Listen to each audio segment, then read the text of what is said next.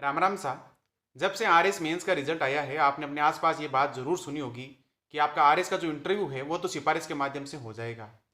इस चीज़ को सुनकर बड़ा ताज्जुब होता है कि हमारे आसपास के लोग इतने बेईमान क्यों हो चुके हैं कि उन्हें हर चीज़ जो है वो बेईमानी के माध्यम से ही जो प्राप्त करनी होती है।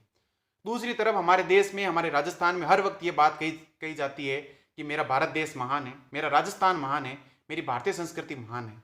मेरे हिसाब से इस तरीके से तो हम महान नहीं बन सकते और हम बहुत बड़ी गलतफहमी में जी रहे हैं कि हम महान हैं। हमारे इस देश में, जिस देश में महात्मा गांधी जन्मे, जिस देश में सरदार पटेल जन्मे, जहां भगत सिंह जन्मे, चंद्रशेखर आजाद जन्मे, बुद्ध जन्मे, महावीर जन्मे, जहां पर राम जन्मे, श्री कृष्ण जन्मे, वहां पर हर वक्त 90% लोग इसी ताक में रहते हैं कि किस तरीके से बेईमानी करके बड़े से बड़ा पद और बड़ी से बड़ी जो है वो दूसरी चीजें जो प्राप्त कर ली जाए। तो सवाल ये उठता है कि क्या आपको आरएस के इंटरव्यू में सिफारिश की हेल्प लेनी चाहिए या नहीं लेनी चाहिए। मैं बस इतना कहूंगा कि अगर आरएस के पोस्ट पर आप जाकर कुछ जिंदगी में अच्छा करने की सोचते हैं तो गलती से भी किसी से भी सिफारिश करवाने की कोशिश मत करना और किसी को कहना भी मत कि मेरी सिफारिश करवा दो ताकि वो मुझे नंबर दे दें। आपने प्रीलिम्स पास किया है जो इतना टफ था, आपने 2-4 मेंस के पेपर पास किए हैं जो कि आज तक पूरे पूरे आरएस के एग्जाम में सबसे टफ जो है वो एग्जाम माना गया है। अगर इतने 5 एग्जाम आप टफ पास करके यहां तक आ सकते हैं तो आप आरएस के इंटरव्यू में भी झंडे गाड़ सकते हैं।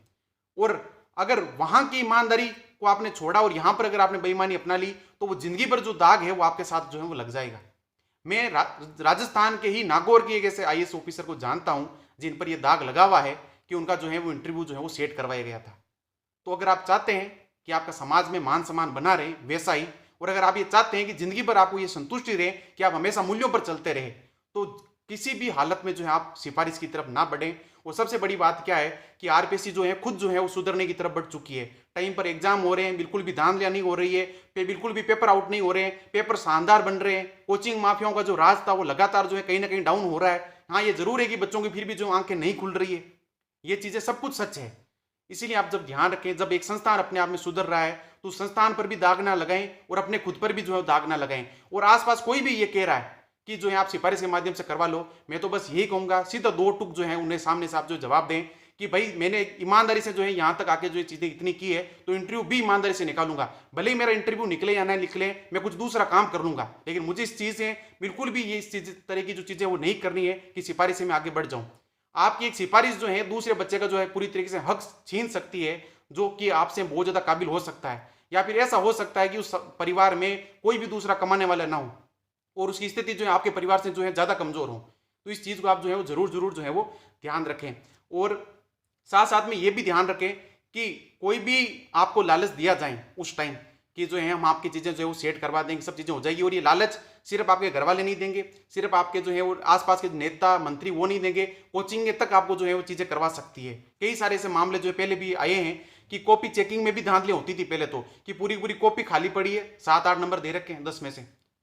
तो उन चीजों से भी आपको पूरी तरीके से बचना है। इस चीज को जो है आप जरूर ध्यान रखें। और सबसे बड़ी चीज क्या है, जिंदगी में एहसान ना पालें किसी के भी।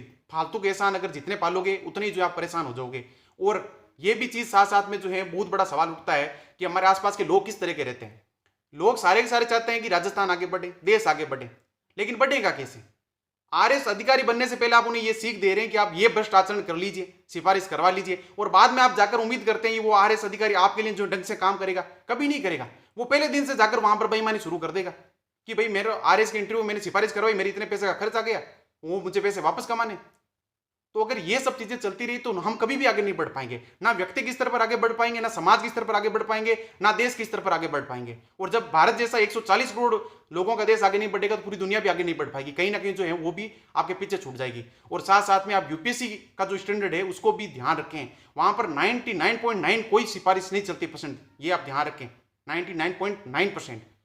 और उन्हीं की सिफारिश चलती है जो मैंने आसपास जितना सुना है, जो भारत सरकार में बहुत ऊंचे ऊंचे पदों पर बैठे हुए हैं, और वो ना के बराबर इस देश में। ये आप ध्यान रखें। वो 0.01 तक मिल सकते हैं आपको, बस इससे ज्यादा नहीं मिलेंगे। इसीलिए जब आरपीएससी उस तरफ बढ़ रही है, यूपीएससी की तरफ भी वो जा रही है, तो वहां पर वैसी चीजें ना करें आप जिन चीजों के कारण आपको जो है जिंदगी भर के लिए जो है वो खेद झेलना पड़े। बाकी मुझे पता है कई सारों को फर्क भी नहीं पड़ता, उन्हें तो बस जो है वो बड़ी से बड़ी पोस्ट चाहिए।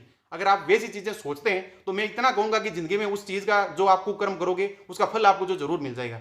बस ये चीज आप जो है वो इस चीज का जो है वो ध्यान रखें। और सबसे बड़ी चीज है जो मैंने यहाँ पर देखी है वो है जाति को लेकर। लोग सोचते हैं वो उस जाति का वहाँ पर मेंबर बैठा हुआ है, मुझे नंबर नहीं देगा, और मैं इस जाति का हूँ और वो दूसरी जाति का, वो वैसे नंबर नहीं देगा। तो मैं बस इतना कहूँगा, अगले 3-4 महीने इतनी मेहनत से तैयारी करिए इंटरव्यू की, इतनी मेहनत से जो है प्रिपरेशन कीजिए, इतना ज्ञान का भंडार अपने अंदर लाइए, इतनी बोलने की प्रैक्टिस कीजिए कि वो व्यक्ति आपकी जाति तक भूल जाए पूरी तरीके से। इतनी जो है वो अच्छी तरीके से बोलने की शैली विकसित कीजिए, विचारों को महान बनाइए। जितना आप महान बनोगे उनको प्रभावित होना ही होना पड़ेगा किसी भी हालत में। फालतू के जबरदस्ती नंबर काटने में उनको भी हिचक आने लगेगी। इस चीज का आप जो जरूर जरूर ध्यान रखें। और एक चीज, सबसे बड़ी चीज क्या है, लोग कहते हैं कि वहां की जाति वो सब चीजें होगी, ये सच में मैं कहता हूं कि हो सकता है, मैं खुद कहता हूं कि हो सकता है, क्योंकि राजस्थान में जातिवाद बहुत ज्यादा है।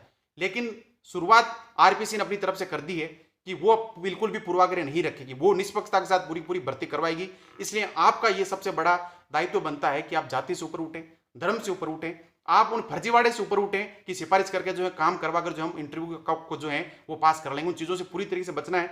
और आज के दौर में आपने हालत देखे होंगे, 3-3, 4-4 साल बाद में जाकर जो है जो वैकेंसी जो निकली थी, जो बच्चों को पोस्टिंग वगैरह मिली थी, उनकी वापस जो है चेकिंग हो रही है। और कई सारी जो पोस्ट वगैरह थी, जो बच्चे जो बैठे थे वहां पर, उनको वापस बाहर निकाल दिया गया। क्या पता आप पर भी आने वाले दौर में जो है वैसी जांच बैठ जाए। इसलिए आप ध्यान रखें, हर हालत में, किसी भी हालत में सिफारिश की तरफ आपको नहीं बढ़ना है। और मैं कह देता हूं कि सिफारिश करवा के 10-20 नंबर एक्स्ट्रा दे दिए तो भी क्या गारंटी कि आपका जो है वो फाइनल सिलेक्शन हो ही जाएगा और आपको वो मन चाहे पोस्ट मिल जाएगी। एसडीएम के तो गिनती के पद हैं, बस 60 के आसपास होंगे, 59 या फिर 57 पद होंगे मुश्किल से, उसकी भी गारंटी नहीं है।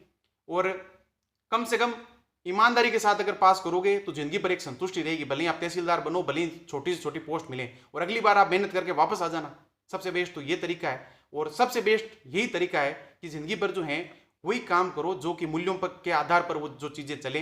किसी के भी जो यहाँ पर अगर आप एहसान लोगे जिंदगी में, तो शायद उनको चुकाने में आपकी पूरी जिंदगी निकल जाएगी। और जो दाग समाज आप पर उछालेगा ना, जो आज के दौर में कह रहे हैं ना कि आप सिफारिश के माध्यम से जो है वो इंटरव्यू निकाल लीजिए, वही जो लोग हैं वही पर आपके ऊपर जो है दाग बाद में लगाएंगे। और वही बात लोग जो होंगे समाज में पूरी बात फैलाएंगे कि इसका जो इंटरव्यू कॉल जो हुआ है वो सिफारिश के माध्यम से हुआ है, जो इंटरव्यू में जो ये पास हुआ है।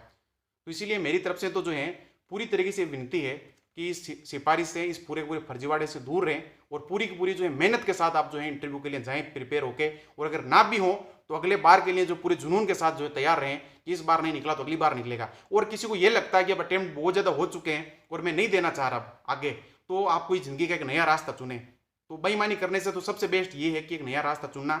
और हमेशा उन लोगों को याद रखें जो इस देश के लिए मरे हैं, वो मिटे हैं। उन राजस्थान के सूरवीरों को याद रखें, उन राजस्थान की वीरांगनाओं को याद रखें, उन राजस्थान के संतों को याद रखें जिन्होंने हर वक्त मूल्यों को महत्व दिया था, न कि बेईमानी को महत्व दिया था। बेईमान लोगों को ना याद करना है, ना उनको जिंदगी में अपनाना है। ये ध्यान रखें, महान लोगों को और उन्हीं के अकॉर्डिंग बनने की जो हमें कोशिश करनी है, ये ध्यान रखें। बाकी मेरी तरफ से जो है वो राम राम साहब।